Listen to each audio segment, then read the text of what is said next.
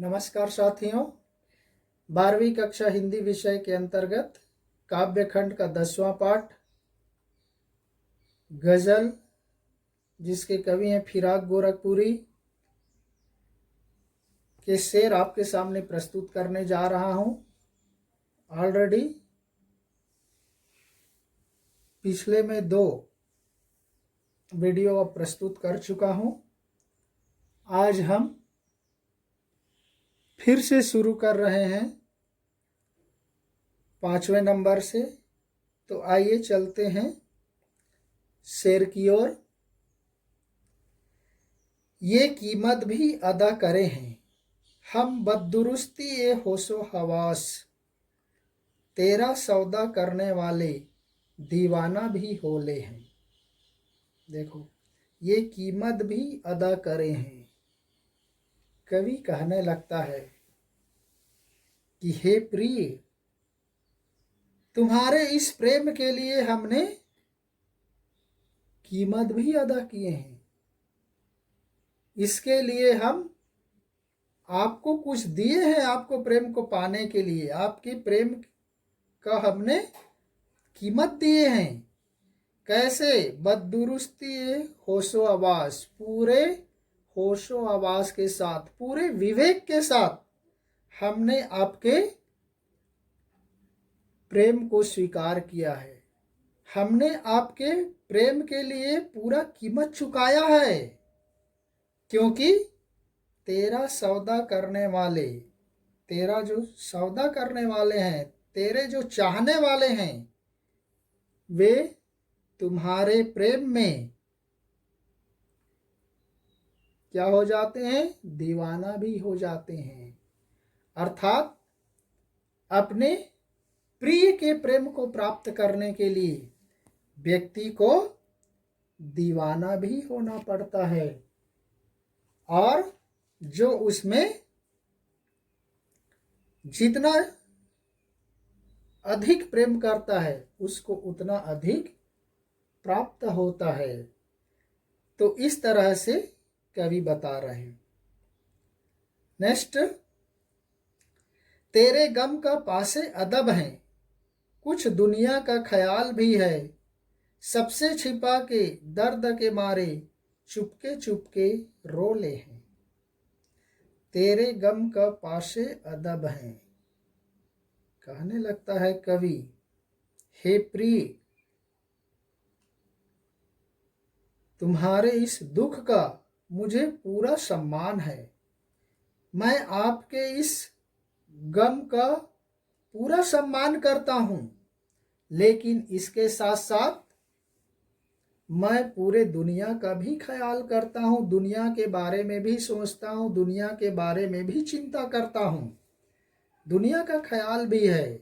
इसीलिए मैंने सबसे छिपा के दर्द के मारे चुपके चुपके रोले हैं। इसलिए मैं आपके दर्द को संसार के सामने छिपा लेता हूँ और अकेले में चुपचाप उस दर्द को सह लेता हूँ।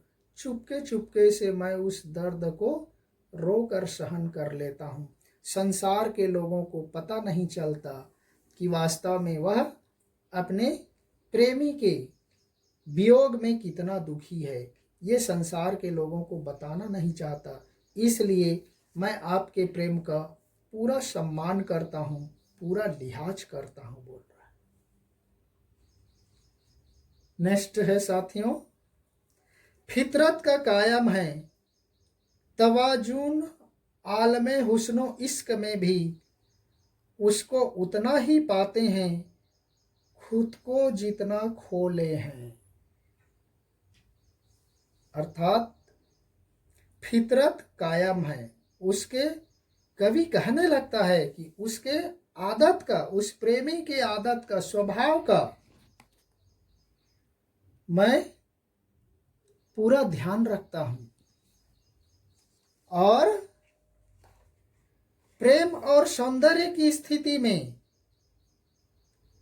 मैं उसमें संतुलन बनाए रखता हूं।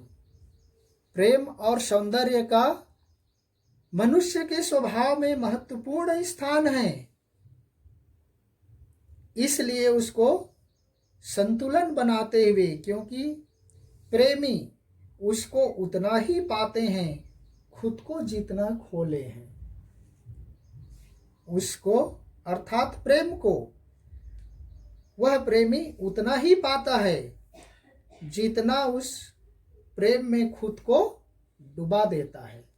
जैसे बिहारी का एक दोहा है, या अनुरागी चित्त की गति समझे नहीं कोई, ज्यों ज्यों बूढ़ा श्याम रंग त्यों त्यों उज्ज्वल होए। ये विरोधाभास अलंकार का फेमस एग्जाम्पल है। ज्यों ज्यों बूढ़ा श्याम रंग त्यों त्यों उज्ज्वल होए। अब बताओ, जो काले रंग में डूबता जाएगा वो उज्ज्वल होगा क्या? इसीलिए विरोधाभास है। काले रंग का मतलब है यहाँ पर कृष्ण के प्रेम में डूबना, और कृष्ण के प्रेम में डूबने का मतलब है उतना आपका मन पवित्र होना, शुद्ध होना। इसीलिए ज्यों ज्यों बूढ़ा श्याम रंग त्यों त्यों उज्ज्वल होए। उसी तरह से ये है, उसको उतना ही पाते हैं खुद को जितना खोले हैं। उस प्रेम में जो व्यक्ति जितना डूब जाता है, जो व्यक्ति प्रेम को जितना अधिक समर्पित हो जाता है, उसको उतना अधिक प्रेम प्राप्त होता है।